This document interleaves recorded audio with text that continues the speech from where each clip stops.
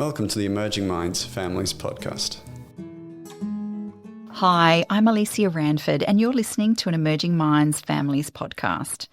Before we start today's episode, we would like to pay respect to the traditional custodians of the land on which this podcast is recorded, the Kaurna people of the Adelaide Plains. We also pay respect to all Aboriginal and Torres Strait Islander peoples, their ancestors and elders past, present and emerging from the different First Nations across Australia.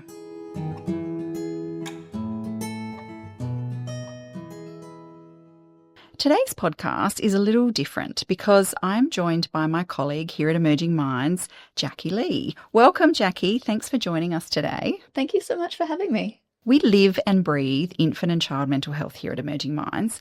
Could you tell me a little bit about you and your role here? Yeah, sure.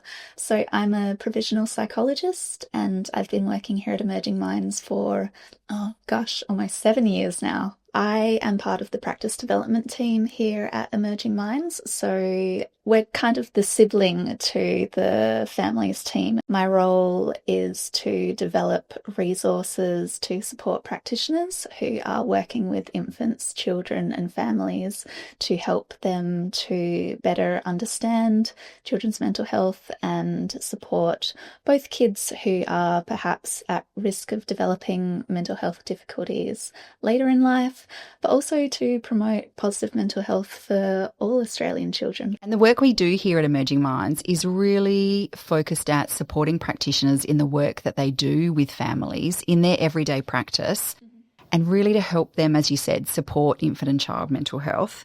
And our organisation has spent years researching mental health and wellbeing and talking and working with families and practitioners. And it's been a really collaborative process, which for me is a great part of our role. And I'm sure it is for you too. And so today we're going to talk about the 5 really key fundamental ways parents can support their children's mental health. And so I was wondering if you could tell us a little bit about how these 5 key ways came about. Yeah, absolutely. So as you said, over our years of research, looking through the latest studies, research findings, having conversations with practitioners, working across all different sectors and also engaging with parents and families with lived experience of various difficulties, we were finding that these same sort of 5 areas kept coming up, these themes. And we know that parents are sort of blessed and cursed with this ability to access information about parenting and what will support their children's well-being. There's so much information out there on the internet, and we were hearing from families that it can be a bit overwhelming at times. And so we just wanted to simplify things for families by offering them this kind of checklist that they can look out for in their child and family's life. And so we reduced these 5 areas to an acronym that we've called the PERCS of parenting. Being a parent is challenging at the best of times as we navigate highs and lows. So what I really love about the PERCS of parenting is it's not just about how you can get through the tough times, but it's also looking at how you can support your children's mental health every day. Can you tell me a little bit more about what the acronym stands for? And then let's work our way through each of these 5 ways. Yeah, absolutely. And something that I want to add as well is that the idea of these 5 areas is to not only help parents work out which areas of their child and family's life they might want to put more time and energy into. Perhaps there are some challenges going on there, but also to help them notice and celebrate the areas that are going really well. I think it can be easy to get caught up in the stress and the struggles of everyday life, and parents put a lot of pressure and guilt on themselves to be perfect. And so to have this easy acronym framework, checklist, whatever you want to call it, to go back to and use as a reminder to notice the things that are going well, the things that you are doing quote unquote right, I think that can be really beneficial for parents' mental health as well as their kids. Oh, I think that that's a fantastic point. And I think every parent breathed a sigh of relief when the research came out that said you only need to get it right 30% of the time. And so isn't it nice to think that there's a way that we can also reflect on what we are doing well? And if that is just that we manage to still read a story before bedtime on those tricky days, then that's a win. Absolutely. So important. So PERCS stands for parent-child relationship, emotions and behaviours, routines, communication and meaning-making, and support networks. So those are the 5 overarching aspects of a child's life that we've found can really make a difference to their well-being. Fantastic. Well, let's delve into the first one, P, which is the parent-child relationship. Can you tell us about that and what parents can do perhaps to strengthen this if they feel that this is an area that they would like to work on? Yeah, absolutely. So we know from the research and from our conversations with professionals and families that safe, secure relationships with adults that they can rely on is one of the most important things for a child's well-being. It's the foundation for their development and their mental health throughout their life. And having caregivers who respond warmly and consistently to the child's needs and make time to connect with them are sort of the key aspects of that relationship. And this will look different based on your child's age. So if you've got a newborn baby, it's about holding them, making eye contact, smiling at them, and responding to them when they cry so that they get to know that they can rely on you to support their needs. Toddlers and preschoolers love having fun and being silly. So that could look like making up songs as you're doing the grocery shopping together, or having an impromptu dance party in the kitchen after they get home from kindy or school. And then as children get older, taking an interest in their interests and making time to connect with them that way can be really beneficial, can make a significant difference to their mental health. And we know that it can feel impossible to find the time to do these things. We've got so many different pressures upon us all the time. But the message that we want to get across is that it only takes a few minutes of quality time where you've put your phone down, you're giving your child 100% of your attention. That's all it takes to really nurture and grow those key relationships. And I think it's also great for parents to think too about, in a busy day, that parent-child relationship, you can have those connections when you are even doing your daily chores or bringing a child along as you go out and feed the animals or something like that. Like, it's just making that time, isn't it, to spend one-on-one with a child that really does make a difference in their day. Absolutely. And I think we underestimate how much kids, they like to feel useful, like they're helping. And so whilst no one enjoys doing chores, like you can find ways to perhaps make them a bit more fun, or like you said, make them an opportunity to connect and chat and hear more about what's going on in their lives. And I also think you made a really great point about, in a world where we live on our phones and our digital devices, and we think that we can multitask and be doing something on our phone whilst listening to a story our child's telling us about their day. In my family, my daughter loves replaying her dreams, and often it's very easy to be going, "Oh, yes, darling," and scrolling on my phone at the same time.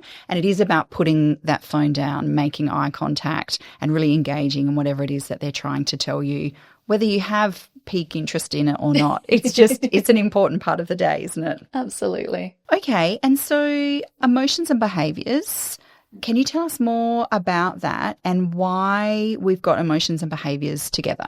Yeah, absolutely. So we know that children communicate their feelings through their behaviour, especially if they are still developing their language skills. And it's really important that the adults around them help them to express their emotions and have them feel seen and understood and responded to in supportive and caring ways. It's normal for parents to want to fix things for their child, but the key message with this area is to be curious and to look beyond the behaviour itself to try and understand what's going on for your child. What might they be feeling but unable to express, and how can you help them to find other ways to give voice to those feelings and emotions?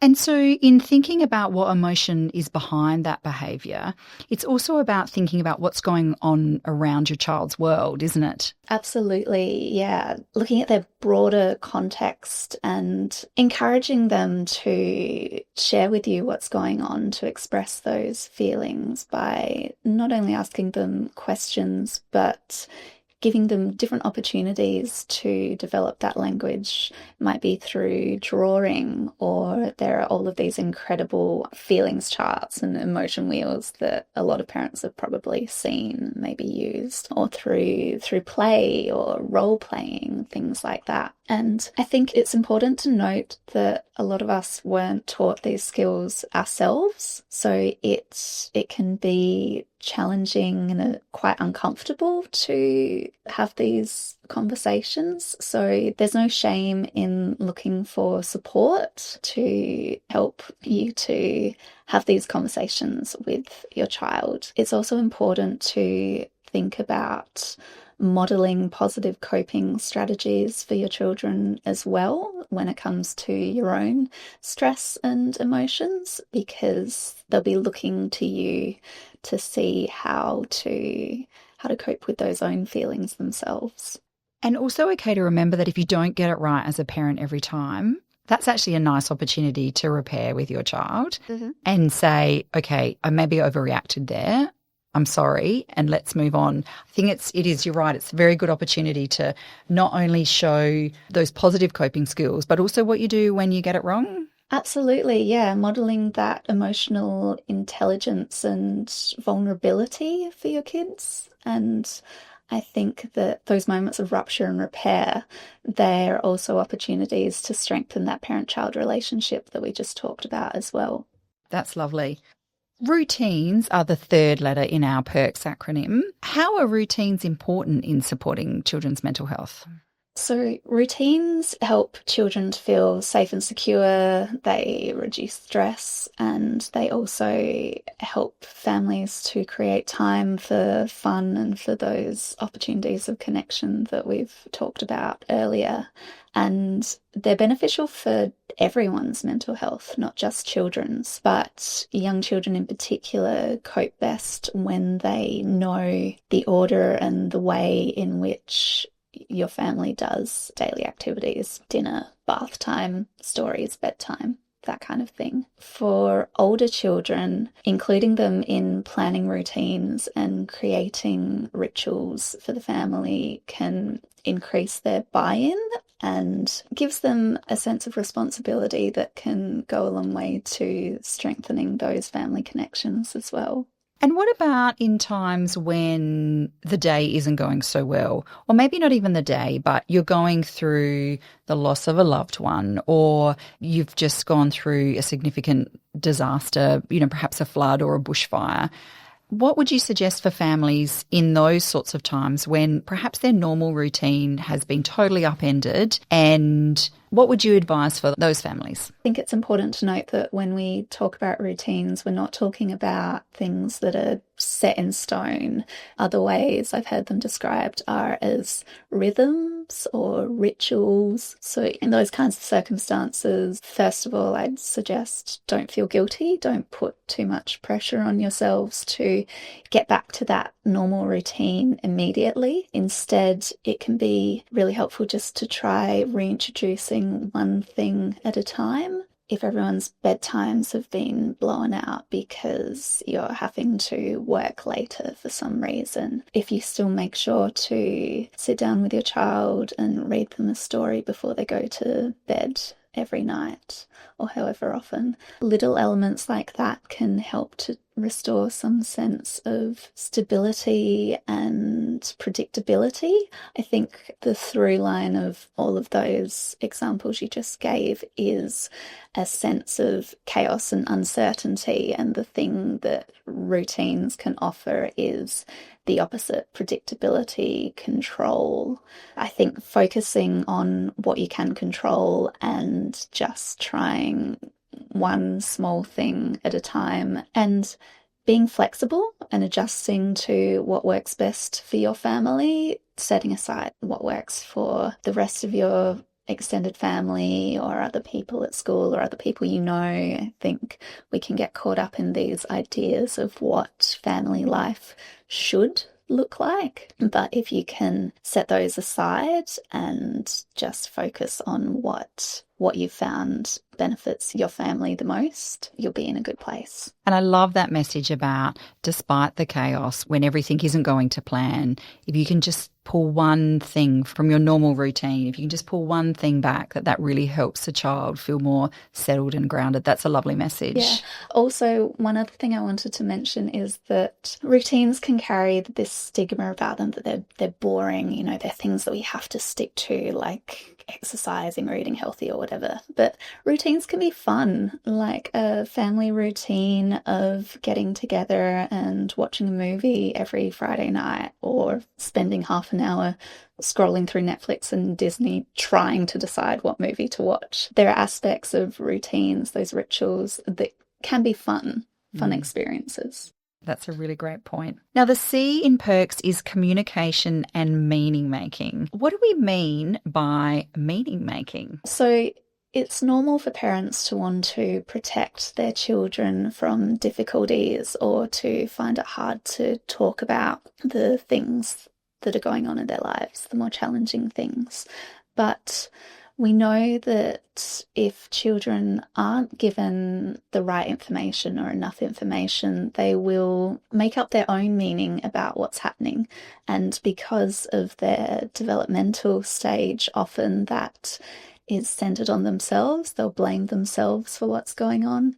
So a really common example is a couple is fighting, or, you know, going through a separation but haven't talked to their children about it. Kids will often blame themselves for little innocuous things throughout the day, like not tidying their room or taking too long to brush their teeth, something like that. So when we talk about meaning making, we just mean that act of understanding the world around them. And the thing that is key to a child's meaning making is communication, giving them the information, the age-appropriate information that they need to understand their world. So within this, when we're talking about communicating and helping children to make meaning, how do we do that in an age-appropriate way?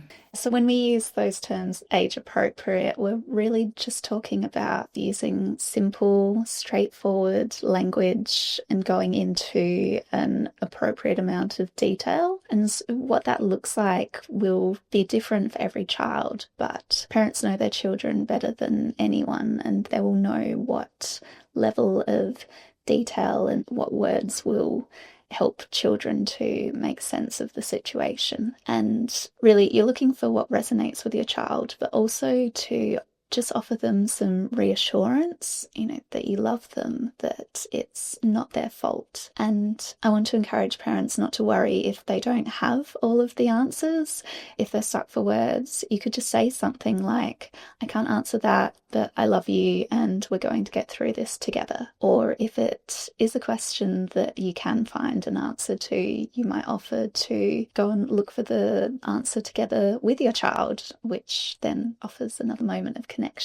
It's also important to let children know that you're there for them when they do have questions, sort of ongoing. These aren't one-off conversations.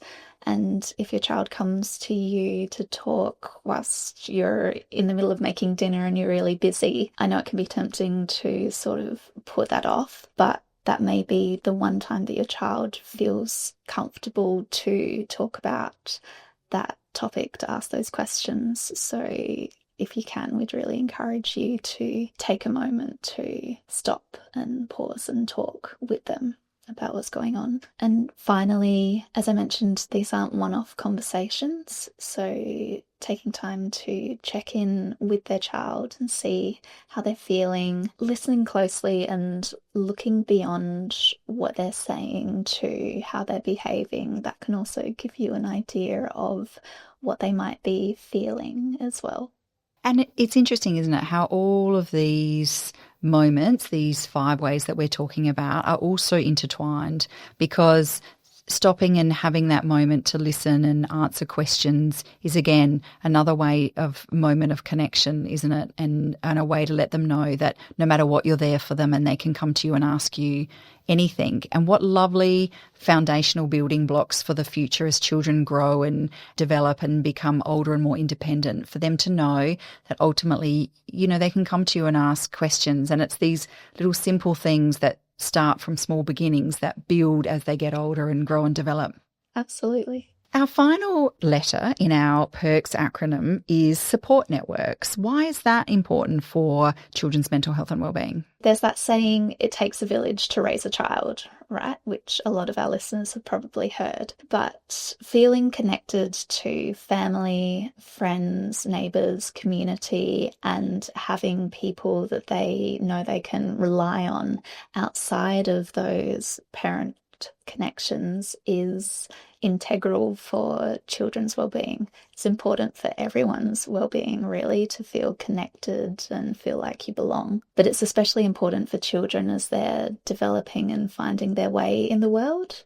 A village can be 1 extra person or 10 extra people, can't it? And it can also be found in surprising places. Absolutely. These support networks, they look different for every family and every situation. They can be made up of friends, extended family, professionals, practitioners who you see regularly, like your GP. They can play a really important role in a child support network, educators, sporting coaches, all of these trusted adults who the child sees regularly and who can be someone who they can go to if they are uncertain about something or need someone to talk to outside of their family, because we know that sometimes children might not feel comfortable talking to their parents, whether the issue that they want to talk about is to do with them, or maybe they know that their family is going through a really tough time and they feel like they don't want to add to their parents' stress. And for older children and teenagers as well, they're at a stage where they're sort of building their independence outside of their immediate family. So it's especially important for them to have other trusted adults that they can go to with their concerns. And so for our listeners today who are thinking, I know who my support networks are, how do we help children know who their support networks are? Yeah, so it's about, first of all, having a conversation with your kids. So asking them questions like, outside of our family, who do you like to have fun with? Who do you feel safe with?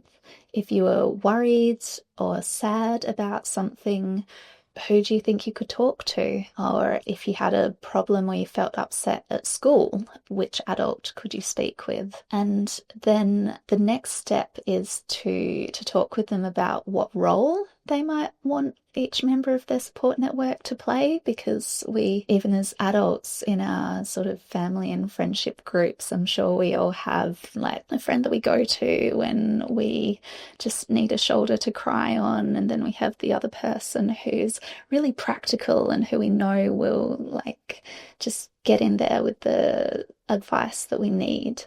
And so helping children to do the same, to identify maybe grandma is the person that they can go to if they don't want to talk about their problems, but they just want a hug and, you know, hot cocoa or something like that, just that comfort. I also love that one of my own children's support people was, we've always had a dog and a cat, and it would be snuggling up with Martha after a long day. So, I think also animals can provide a level of support as well. It's often just that soothing comfort that children are looking for, isn't it? That's such an important point. Animals can be an incredible, very valuable member of a support network for sure. Jacquie, thank you so much for joining us today to talk about the perks of parenting. And for anyone that would like more information, where could they find it? Yeah, absolutely. So we've just scratched the surface today. We have a whole bunch of resources exploring each of the 5 PERCS domains on our Emerging Minds website. So if they go to emergingminds.com.au/families, there they'll find information not only on the PERCS, but on other ways to understand and support their children's mental health, and also resources for different challenges that families might be facing. Fantastic. And we will have those all listed in our show notes. So thank you so much for joining us today. It's, as always, a pleasure to work with you at Emerging Minds, and I look forward to more conversations. Thanks, Alicia. It's been a delight. Visit our website at www.emergingminds.com.au/families for a wide range of free information and resources to help support child and family mental health. Emerging Minds leads the National Workforce Centre for Child Mental Health. The centre is funded by the Australian Government Department of Health under the National Support for Child and Youth Mental Health program.